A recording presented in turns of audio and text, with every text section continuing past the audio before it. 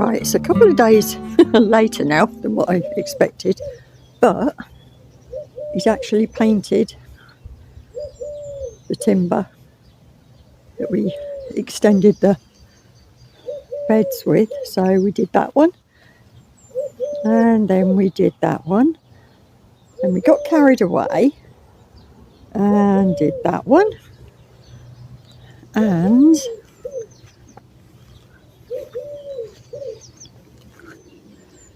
did these two up the top as well. So yeah, I just need to empty the compost bins now and see if I've got enough to fill them all.